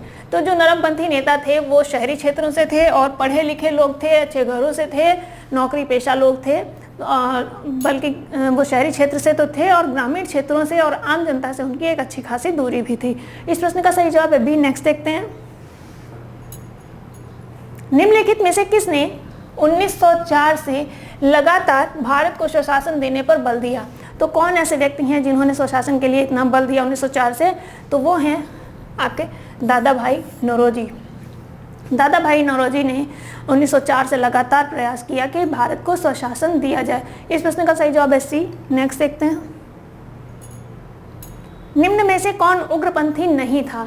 बाल गंगाधर तिलक हैं, मदन लाल ढींगरा है, उधम सिंह हैं, गोपाल कृष्ण गोखले। तो निश्चित तौर से गोपाल कृष्ण गोखले एक नरमपंथी कांग्रेस के नेता थे। तो ये नरमपंथी नेता थे, ना कि उग्रपंथी। तो यही इस प्रश्न का सही जवाब है। किसने भारतीय राष्ट्रीय कांग्रेस पर प्रार्थना, याचना और विरोध की राजनीति का आरोप लगाया है? तो प्रार्थना, याचना और विरोध, हम प्रार्थना करेंगे, याचना करेंगे, नहीं होगा तो विरोध करेंगे, फिर प्रार्थना करेंगे। तो इस तरह का जो आरोप लगाया है, ये आरोप लगाया है बाल गंगाधर तिलक ने। नेक्स्ट, कांग्रेस की प्रार्थना और याचना की नीति अंततोगत्वा समाप्त हो गई। कांग्रेस की प्रार्थना और याचना की नीति अंततोगत्वा समाप्त हो गई। तो किसके नेतृत्व में आकर के समाप्त हो गई? तो वो तिलक के नेतृत्व में आकर के यह प्रार्थना और याचना की नीति समाप्त हो गई। अब अधिकार के साथ में अपना हक लेने के लिए कांग्रेस खड़ी थी। तो यहाँ पे इस प्रश्न का सही जवाब है बी। नेक्स्ट देखते हैं, भारतीय राष्ट्रीय कांग्रेस को किसने भीख मांगने वाली संस्था कहा? अभी पिछले प्रश्न में डिस्कस किया कि भारतीय राष्ट्रीय कांग्रेस के जो उदारपंथी नेता हैं उनको या कांग्रेस के जो प्रारंभिक कांग्रेसी नेता हैं उनकी नीतियों को राजनीतिक भिक्षावृत्ति की संज्ञा किसने दी थी? तिलक ने। राजनीतिक भिक्षावृत्ति तिलक। और भीख मांगने वाली संस्था या बेगिंग इंस्टीट्यूट किसने कहा है? तो ये कहा है बीसी पाल ने या बिपिन चंद्र पाल ने। इस प्रश्न का सही जवाब है बीसी पाल, बिपिन चंद्र पाल। भारतीय राष्ट्रीय आंदोलन गर्मपंथियों के प्रभावाधीन आया। कब ऐसा समय आया जबकि जो भारतीय राष्ट्रीय आंदोलन है उस पर नरमपंथियों के बजाय गर्मपंथियों का वर्चस्व दिखाई देता है? तो कब दिखाई दे रहा है? 1906 के बाद। तो एक्चुअली अगर यहाँ पर 1905 मतलब जो स्वदेशी आंदोलन जो प्रारंभ हुआ, स्वदेशी और बहिष्कार आंदोलन शुरू हुआ, इस आंदोलन में ही गर्मपंथियों का वर्चस्व निकल के आता है और फिर धीरे धीरे पूरा आंदोलन जो है वो गर्मपंथियों की नीति के तहत ही इधर उधर घूमता रहता है। तो यहाँ पर इस प्रश्न का पूछा गया है कब? तो 1906 के बाद। नेक्स्ट देखते हैं, शेरे पंजाब के नाम से कौन मशहूर था? तो शेरे पंजाब के नाम से जो मशहूर थे वो है लाला लाजपत राय। लाला लाजपत राय को ही शेरे पंजाब के नाम से जाना जाता है। नेक्स्ट देखते हैं, निम्न में से किसे लाला लाजपत राय ने अपना राजनीतिक गुरु माना है? तो लाला लाजपत राय ने जिसे अपना राजनीतिक गुरु माना है वो है मैजिनी। नेक्स्ट देखते हैं, निम्न में से कौन मध्यम मार्गी नहीं था? क्या पूछा जा रहा? मध्यम मार्गी नहीं। एओ ह्यूम है, गोपाल कृष्ण गोखले हैं, मदन मोहन मालवीय, बाल गंगाधर तिलक। अब यहाँ पे पूछा जा रहा मध्यम मार्गी नहीं है, तो बाल गंगाधर तिलक मध्यम मार्गी नहीं थे, बल्कि ये एक आक्रामक और उग्रपंथी नेता थे। तो इस प्रश्न का सही जवाब है डी। नेक्स्ट देखते हैं। निम्न में से कौन स्वदेशी के प्रबल समर्थक थे? अरविंद घोष हैं, फिरोज शाह मेहता हैं, दादा भाई नौरोजी हैं, सुभाष चंद्र बोस हैं। तो स्वदेशी के जो प्रबल समर्थक हैं वो हैं दादा भाई नौरोजी। नेक्स्ट देखते हैं। बाल गंगाधर तिलक को किसने अशांति का जनक कहा? तो बाल गंगा, ये भी प्रश्न बहुत पूछा जाता है और बहुत पेट प्रश्न है। तो Lord Curzon Vincent Smith, Henry cotton या फिर वैलेंटाइन शिरोल। वैलेंटाइन शिरोल ने ही इन्हें अशांति का जनक कहा है। ये वैलेंटाइन शिरोल 1907 में भारत आते हैं और भारत में ये देखते हैं, भ्रमण करते हैं, और जो ये ऑब्जर्व करते हैं उसके आधार पर ये तिलक को ही भारतीय अशांति का जनक कहते हैं। तो ये अशांति का जनक कहने वाले वैलेंटाइन शिरोल हैं। अगर आपसे प्रश्न पूछा जाए वैलेंटाइन शिरोल कब भारत आए थे, तो 1907 में आए थे। नेक्स्ट देखते हैं। तिलक को सजा के पश्चात निम्न में से किसने दया की वकालत की थी और कहा था संस्कृत के विद्वान के रूप में मेरी तिलक में दिलचस्पी है? तो ऐसा कहने वाले कौन है? रविन्द्रनाथ टैगोर है, बिपिन चंद्र पाल है, विलियम जोन्स है, मैक्स मूलर है। तो ऐसा कहा था मैक्स मूलर ने। तो ये आपको ध्यान रखना है कि किसने बात कही थी, संस्कृत विद्वान के रूप में तिलक में मेरी रुचि है। और तिलक को सजा कब मिली थी? ये 1908 में। 1908 में जब तिलक की गिरफ्तारी होती है उसी समय ये स्टेटमेंट दिया जाता है। नेक्स्ट देखते हैं। 1908 में 6 वर्ष के कारावास की सजा स्वतंत्रता संग्राम के किस उग्रवादी नेता को दी गई थी? अभी बताया आपको, बाल गंगाधर तिलक को दी गई थी। और जब बाल गंगाधर तिलक को सजा दी जाती है तो इनके विरोध में बम्बई के जो कपड़ा मिल मजदूर हैं वो हड़ताल कर देते हैं। तो मजदूरों के द्वारा की गई पहली राजनीतिक हड़ताल कब होती है? 1908 में होती है। किस नेता की गिरफ्तारी के विरोध में होती है? तिलक की गिरफ्तारी के विरोध में होती है। तो अगर आपसे पूछा जाए पहली बार मजदूरों द्वारा राजनीतिक हड़ताल कब की गई, तो राजनीतिक हड़ताल कब की गई? 1908 में। इस प्रश्न का सही जवाब है बी। नेक्स्ट देखते हैं। भारत के स्वतंत्रता आंदोलन के प्रारंभिक दौर में उग्रवादी विचारधारा को निम्नलिखित में कौन सा एक निरूपित करता है? तो यहाँ पर उग्रवादी विचारधारा की बात हो रही है कि उग्रवादी विचारधारा को निम्न में से कौन सा एक निरूपित करता है?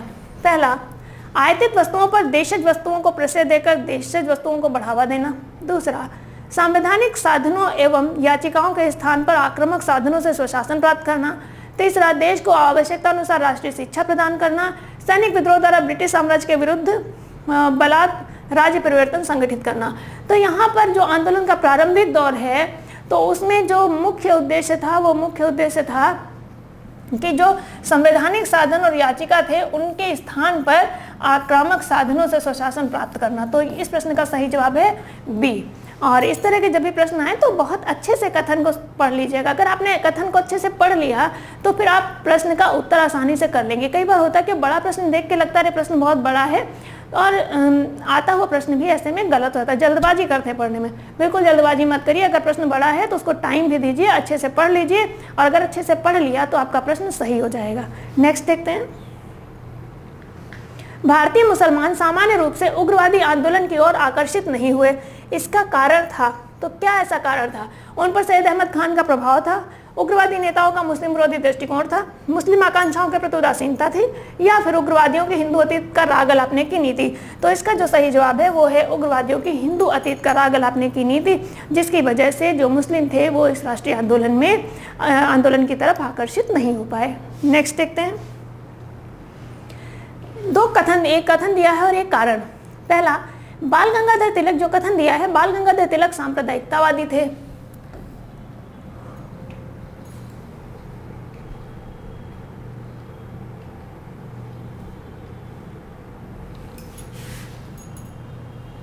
बाल गंगाधर तिलक सांप्रदायिकतावादी थे। कारण, उन्होंने धर्म का राजनीतिक अस्त्र के रूप में प्रयोग किया। अब आपको बताना है कि क्या कथन और कारण दोनों सही हैं और कारण कथन की व्याख्या करता है या कथन और कारण सही है, कारण कथन की व्याख्या नहीं करता है, या कथन सही है कारण गलत है, या फिर कथन गलत है कारण सही है। तो देख लेते हैं। बाल गंगाधर तिलक सांप्रदायिकतावादी थे, ये गलत है। बाल गंगाधर तिलक सांप्रदायिकतावादी बिल्कुल नहीं थे। उन्होंने धर्म का राजनीतिक अस्त्र के रूप में प्रयोग किया, बिल्कुल उन्होंने धर्म का राजनीतिक अस्त्र के रूप में प्रयोग किया, लेकिन इसके बावजूद भी वो एक सांप्रदायिकतावादी नेता नहीं थे और वो सभी धर्मों सभी संप्रदायों के प्रति उनकी सहानुभूति थी और सभी उनके साथ में मिलकर चलते। और इसका उदाहरण आप देख सकते हैं, जब तिलक की मृत्यु हो जाती है तो तिलक की अर्थी को जो कंधा देते हैं उनमें से शौकत अली भी उनकी अर्थी को कंधा देते हैं, जो कि खिलाफत आंदोलन के एक प्रमुख नेता थे। तो इसी से पता चल जाता है कि वो सांप्रदायिकतावादी नहीं थे। और 1916 में जो कांग्रेस और लीग के बीच समझौता होता है वो भी तिलक की मध्यस्थता के साथ होता है। तो ये पूरी तरह से गलत है कि तिलक सांप्रदायिकतावादी थे। हाँ, उन्होंने धर्म का राजनीतिक अस्त्र के रूप में प्रयोग अवश्य किया है। तो यहाँ पर कथन गलत है, कारण सही है, तो आर सही है, परंतु ये गलत, यानी कि डी इस प्रश्न का सही जवाब है। नेक्स्ट देखते हैं। महाराष्ट्र में गणपति पर्व का श्री गणेश किया था। तो गणपति पर्व का जो श्री गणेश किया महाराष्ट्र में किसने किया है? तो ये किया है तिलक ने। महात्मा गांधी के साथ किसने तिलक की अर्थी उठाई थी? अभी आपसे चर्चा की, तो जो अर्थी उठाई थी वो शौकत अली ने उठाई थी महात्मा गांधी के साथ में। नेक्स्ट देखते हैं। कांग्रेस का पहला विशेष अधिवेशन संपन्न हुआ। तो कांग्रेस का पहला विशेष अधिवेशन कब संपन्न हुआ? तो ये संपन्न हुआ, कहाँ संपन्न हुआ ये पूछा जा रहा है। तो कलकत्ता में। और ये कब हुआ था? 1920 में। और 1920 में भी जिस माह में संपन्न हुआ था वो था सितंबर माह। नेक्स्ट देखते हैं। निम्न में से कौन सी एक विशेषता नागपुर अधिवेशन से संबंधित नहीं है? अब नागपुर अधिवेशन के बारे में बहुत सारी चर्चा हो चुकी है, अब इसमें बताना है कि कौन सी विशेषता नहीं है।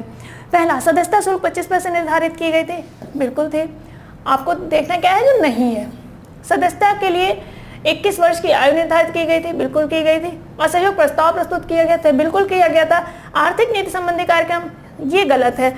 आर्थिक नीति संबंधी जो कार्यक्रम है ये कहाँ प्रस्तुत किया गया था? 1931 के कराची अधिवेशन में, और जिसकी अध्यक्षता की थी सरदार वल्लभ भाई पटेल ने। तो इस प्रश्न का सही जवाब है डी। नेक्स्ट देखते हैं। किस अधिवेशन में हजरत मोहानी ने स्वराज को पूर्ण स्वतंत्रता के रूप में परिभाषित किया जाए ऐसा प्रस्ताव रखा था? तो स्वराज को जब देखिए 1920 का नागपुर अधिवेशन हुआ और जब CR दास ने असहयोग प्रस्ताव प्रस्तुत किया, तब गांधी जी ने कहा कि यदि इस प्रस्ताव पर अमल कर लिया जाए तो 1 वर्ष के भीतर स्वराज प्राप्त हो जाएगा। और यह प्रश्न भी पूछता है कि 1 वर्ष के भीतर स्वराज कांग्रेस के किस अधिवेशन गांधी के किस आंदोलन का नारा था? तो यह असहयोग आंदोलन का ही नारा था।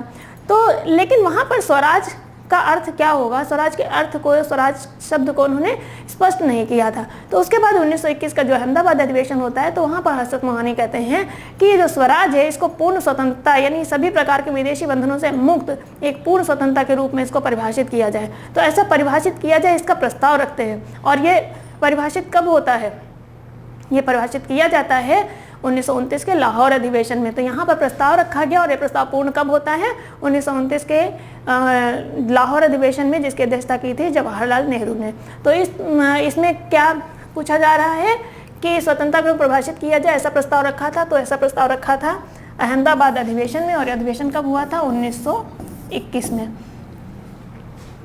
नेक्स्ट है, कांग्रेस के अधिवेशन को सर्वप्रथम जिस महिला ने संबोधित किया, तो कांग्रेस के अधिवेशन को सर्वप्रथम जिस महिला ने संबोधित किया, तो कांग्रेस के किसी अधिवेशन को सर्वप्रथम किस महिला ने संबोधित किया ये आपको बताना है। एनी बेसेंट है, सरोजिनी नायडू है, नेली सेन गुप्ता है, या फिर कादम्बिनी गांगुली है। तो इस प्रश्न का सही जवाब है कादम्बिनी गांगुली। कादम्बिनी गांगुली ने जो कांग्रेस का छठा अधिवेशन था, तो छठा अधिवेशन ये कब हुआ था? 1890 में हुआ था। और कहाँ हुआ था? कलकत्ता में हुआ था। और इसकी जो अध्यक्षता की थी फिरोज शाह मेहता ने। तो ये भी आपको ध्यान रखना है, फिरोज शाह मेहता ने। और इसी में कादम्बिनी गांगुली ने कांग्रेस के अधिवेशन को संबोधित किया था। कांग्रेस के अधिवेशन को संबोधित करने वाली कादम्बिनी गांगुली पहली महिला बनी, और साथ ही साथ ये पहली भारतीय स्नातक महिला भी कादम्बिनी गांगुली बनी। तो इस प्रश्न का सही जवाब है डी। नेक्स्ट देखते हैं। कांग्रेस के किस अधिवेशन में बम्बई समझौता की पुष्टि हुई थी? जो बम्बई समझौता हुआ था, तो बम्बई समझौता हुआ था 1924 में, किसके बीच में हुआ था? गांधी और CR दास के मध्य में हुआ था। तो इस समझौते की पुष्टि पूछा जा रहा है कि किस अधिवेशन में हुई, तो इसकी पुष्टि हुई थी बेलगांव अधिवेशन, ये 1924 में हुआ था। इसकी अध्यक्षता की थी गांधी जी ने। नेक्स्ट देखते हैं, गोपाल कृष्ण गोखले ने किस अधिवेशन की अध्यक्षता की थी? तो गोपाल कृष्ण गोखले ने जिस अधिवेशन की अध्यक्षता की थी वो 1905 का अधिवेशन था। यह अधिवेशन कहाँ हुआ था? बनारस में हुआ था। स्वराज को बतौर राष्ट्रीय मांग के रूप में सर्वप्रथम रखा गया। स्वराज को बतौर राष्ट्रीय मांग के रूप में सर्वप्रथम रखा, किसने रखा? तो ये रखा दादा भाई नौरोजी ने। और कब रखा? 1906 में। और ये 1906 में कलकत्ता में जो अधिवेशन हुआ था उसी अधिवेशन में ये रखा गया था। नेक्स्ट देखते हैं, प्रश्न बड़ा अच्छे से पढ़ लीजिएगा, हम साइड में हो गए हैं। निम्न कथनों पर विचार कीजिए। पहला, 1907 के सूरत अधिवेशन की अध्यक्षता रास बिहारी बोस ने की थी। दूसरा, इस अधिवेशन में कांग्रेस 2 गुटों में विभाजित हो गई थी। तीसरा, 1916 के अधिवेशन में नरमपंथी और गरमपंथी का विलय हो गया था। इसकी अध्यक्षता SP सिन्हा ने की थी। अब आपको इसमें बताना है कि कौन सा सही है कौन सा गलत है। तो यहाँ पर बात हो रही है 1907 के सूरत अधिवेशन की अध्यक्षता। तो 1907 के सूरत अधिवेशन, अब यहाँ पर बोस नहीं होगा, ये होगा घोष। बोस तो आपके क्रांतिकारी थे, ये है घोष, रास बिहारी घोष। तो सूरत अधिवेशन की अध्यक्षता रास बिहारी घोष ने की थी, बिल्कुल सही है। इस अधिवेशन में कांग्रेस 2 गुटों में विभाजित हो गई थी, नरम दल और गरम दल, ये भी सही है।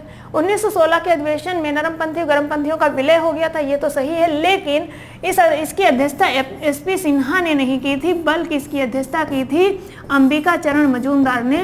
तो चूंकि ये एक ही कथन के अंतर्गत है तो इसलिए आधा कथन सही है आधा कथन गलत है, तो ये आपका पूरा ही गलत हो जाएगा। तो यहाँ पर पहला और दूसरा सही है जबकि तीसरा गलत है। तो यहाँ पर 1 और 2 सही है, B विकल्प में आ रहा है। इस प्रश्न का सही जवाब होगा B, 1 और 2 सही है जबकि तीसरा कथन गलत है। क्यों गलत है? क्योंकि इसकी अध्यक्षता SP सिन्हा ने नहीं की थी बल्कि अंबिका चरण मजूमदार ने की थी। नेक्स्ट देखते हैं, भारतीय राष्ट्रीय कांग्रेस का प्रथम विभाजन हुआ 1907 में। और अगर प्रथम विभाजन पूछा जा रहा है तो इसका मतलब है कि कभी द्वितीय विभाजन भी हुआ होगा।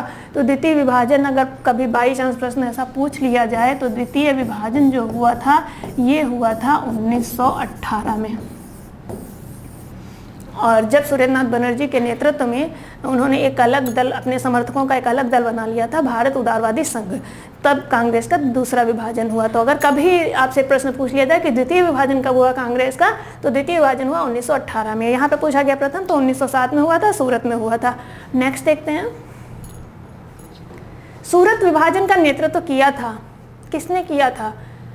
तो सूरत विभाजन का नेतृत्व किया था तिलक ने। अब विभाजन थोड़ी ना चाहते थे, वो चाहते थे कि हमारे जो अध्यक्ष बने वो गरमपंथी बने, साथ ही साथ जो हमारी मांगें, जो हमारे प्रस्ताव हैं, उन प्रस्तावों को यहाँ प्रस्तुत किया जाए। वो पारित हों या ना हो वो सेकेंडरी था, लेकिन कम से कम प्रस्तुत तो किया जाए। जब ऐसा सब नहीं होता है तो उस जो विभाजन होता है उसका नेतृत्व की जिम्मेदारी या नेतृत्व के जो कर्ता धर्ता माने जाते हैं वो हैं तिलक।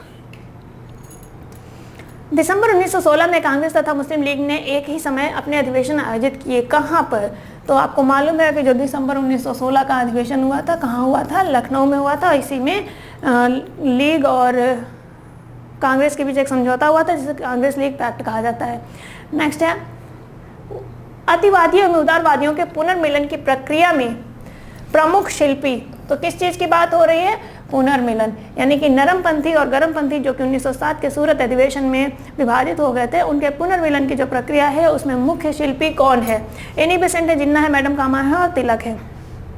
तो इसमें जो मुख्य भूमिका है वो है एनी बेसेंट की। तो इस प्रश्न का सही जवाब है ए, एनी बेसेंट।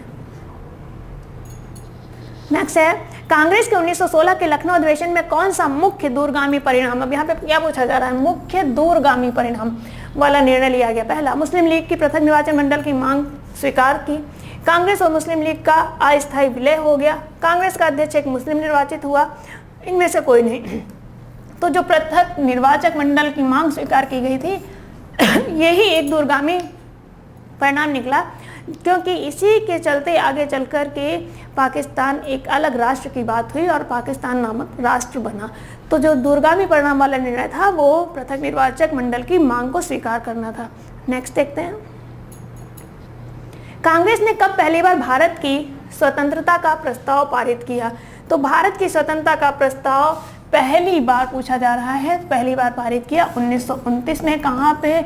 लाहौर अधिवेशन में। और लाहौर अधिवेशन की अध्यक्षता किसने की थी? जवाहरलाल नेहरू ने। नेक्स्ट, भारतीय राष्ट्रीय कांग्रेस ने किस सत्र में पूर्ण स्वाधीनता का प्रस्ताव पारित किया? तो अगेन वही उत्तर है, पूर्ण स्वाधीनता का प्रस्ताव कहाँ पारित हुआ था? 1929 के लाहौर अधिवेशन में अध्यक्षता की थी जवाहरलाल नेहरू ने। नेक्स्ट क्वेश्चन देखते हैं, 31 दिसंबर 1929 को मध्य रात्रि में राष्ट्रध्वज किसने फहराया? कब?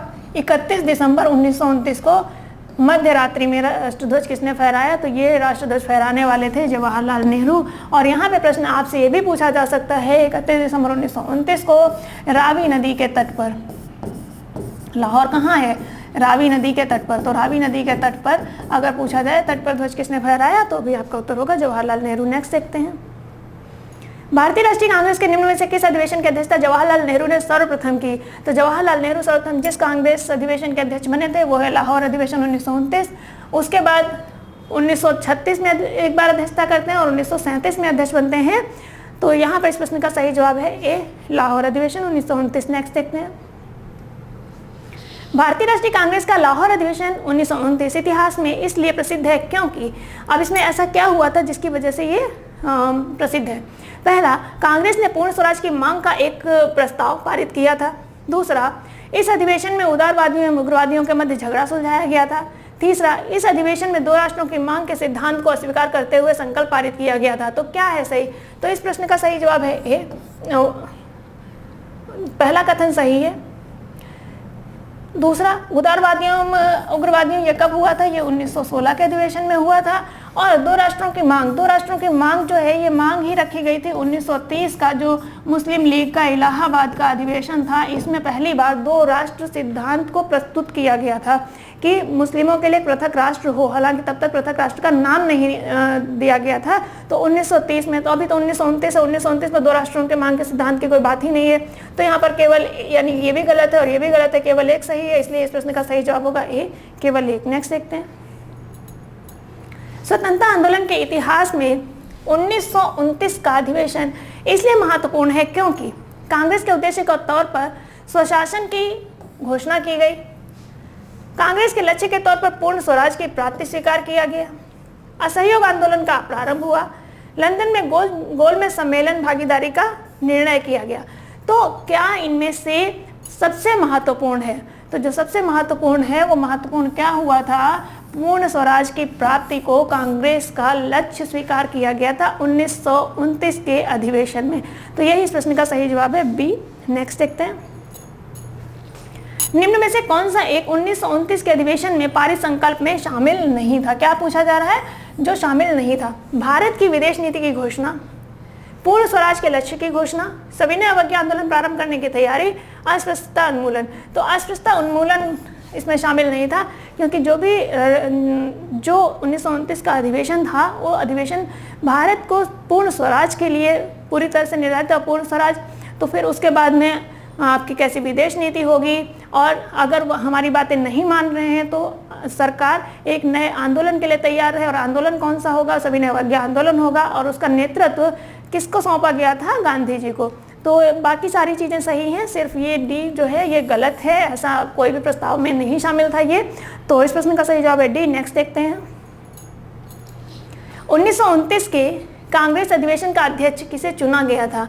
आप सभी को मालूम है कि जो 1929 का कांग्रेस अधिवेशन हुआ था इसकी अध्यक्षता की थी जवाहरलाल नेहरू ने। यहाँ पे पूछा जा रहा है कि अध्यक्ष किसे चुना गया था? तो अध्यक्ष चुना गया था गांधी जी को, और गांधी जी ने अपनी जगह पर नामित कर दिया था नेहरू को। तो अध्यक्ष चुने गए थे गांधी जी और बने कौन थे? नेहरू। नेक्स्ट देखते हैं, भारतीय राष्ट्रीय कांग्रेस के कराची अधिवेशन की अध्यक्षता किसने की थी? तो अब कराची अधिवेशन कब हुआ था? कराची अधिवेशन, ये अधिवेशन हुआ था 1931 में, और इसकी अध्यक्षता किसने की थी? तो वल्लभ भाई पटेल ने की थी। और इस अधिवेशन में गांधी जी को काले झंडे दिखाए गए थे? प्रश्न आपसे पूछा जा सकता है कि किस अधिवेशन में गांधी जी को काले झंडे दिखाए गए थे? तो 1931 का था, कराची में हुआ था, अध्यक्षता की थी वल्लभ भाई पटेल ने।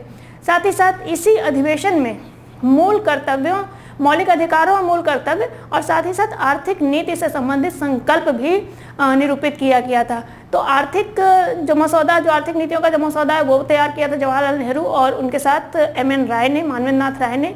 और साथ ही साथ अगर प्रश्न ये पूछा जाए कि मूल अधिकार एवं कर्तव्य किस कांग्रेस अधिवेशन में इनसे संबंधित संकल्प पारित किया गया या इनके संबंध में चर्चा हुई, तो वो है कराची अधिवेशन।